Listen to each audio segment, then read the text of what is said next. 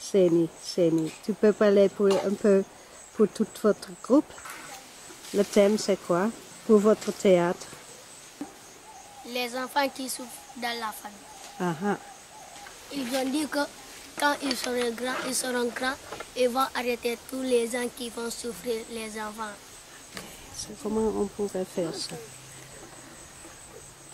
Comme si tu as vu quelqu'un qui est en train de frapper l'enfant comme ça. Oui. Tu vas le dire que pour qu'il pardonne l'enfant. Oui. Il ne faut pas les frapper. Il faut pas les frapper. Ça, c'est une bonne idée. Oui, ça, c'est très pratique.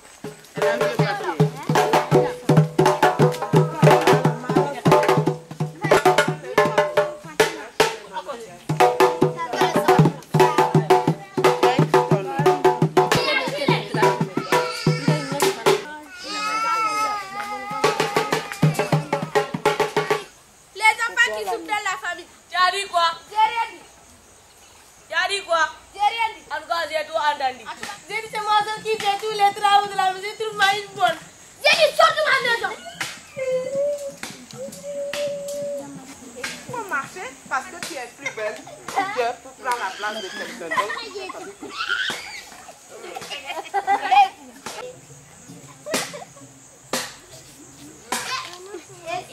Entrez. Oh, Mariama, soyez la bienvenue. Prenez place. Merci. Vous avez mis ma valise. L'année passée, on a fait le théâtre sur l'importance de l'arbre. Cette fois-ci sur la souffrance de l'enfant dans la famille. Et en fait, c'est toi qui a formulé le thème comme ça. Moi, et surtout, ma base personnelle, c'est là que j'ai vu la souffrance des enfants. Donc ceci m'a motivé, ça m'a donné l'esprit d'exprimer ça avec des enfants à leur âge déjà. Déjà, un enfant de 6 ans, quand il apprend à savoir que ce n'est pas bon ce qu'on fait dans nos familles avec les enfants vont pouvoir se défendre et savoir comment être poli avec les anciens aussi. Ouais. C'est vrai, il y a beaucoup des abus et la violence. Il n'y a pas longtemps, au mois de juin, on a fait le théâtre, on a fait le festival à Bignona sur ça, sur la violence de l'école, les professeurs, et sur la violence de la maison ou la violence des gens qui violent les tout petits enfants, etc. On avait fait plein de choses sur ça. Ça se passe surtout dans la famille, hein, je crois, la violence. Oui, ça se passe surtout dans la famille. Et des fois, ce n'est pas la famille, c'est les voisins. Parce que des fois, la famille africaine n'est pas tout le temps avec son enfant. Et il le confie à des gens. Des fois, ça se passe des choses comme ça. Et nous voulons que ça s'arrête.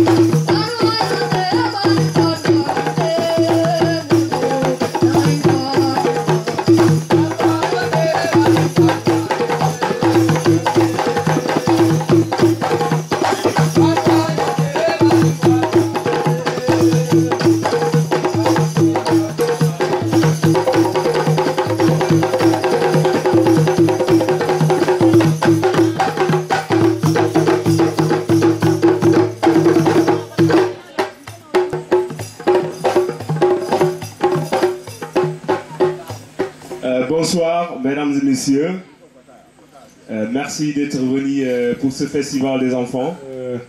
Cette année, on va jouer sur le thème des problèmes de l'enfant qu'il rencontre à la maison et dans tout le quotidien.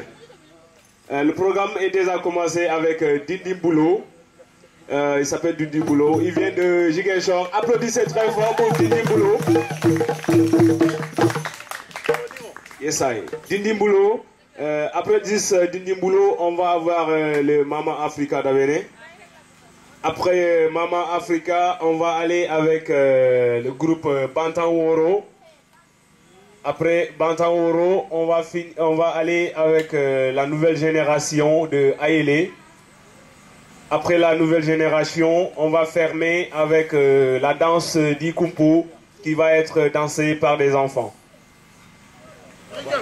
Mbaliti bare na lool day léegi doo xàmmee suuf si ak kayit tellement dafa maasale bi ñu xëyee rek dugg si danse yi ñun ñëpp di fecc rek ah te ñun nar nañu di jëmbat ay garab man de garab moo ma bégloo ba tey te fu ma toog maa ngi kontaan donc parce que lan laa am mooy garab jëmbat garab donc boo leen gisee bés bu nekk may happy bu ma xoolee sama fleur ma happy bu ma xoolee garab bi ma happy fu ma toog rek maa ngi kontaan xaw ma lu tax kon yàllaa ma ko may ak garab gu ma ji am mbalit yu may force yoon bi boo leen toogee di ngeen di xool benn kayit narul traîner si yoon ku bëgg a abene da ngay fomp abene.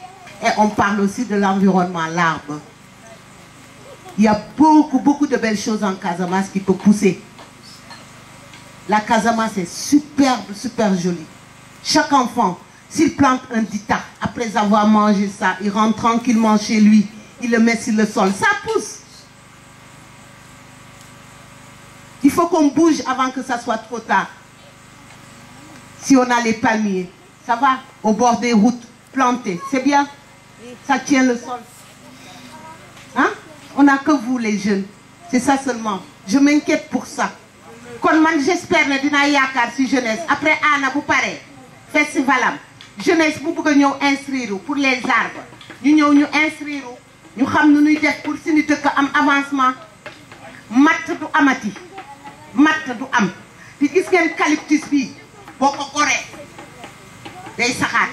Am nga mat. Am nga mat. Mais ban kër moo rafet ba raw fii kër Anna amut parce que dafa bàyyi tuuti garab dafa jëmbat wax leen dëgg rek kon ma tenir si yéen xam naa booy karoon yiñ koy nag depuis ma ñëwoon fii yaa leen ma sampalu kon yéen defe naa di ngeen nekk sama gannaaw ay jàmbaar ngeen jërëjëf merci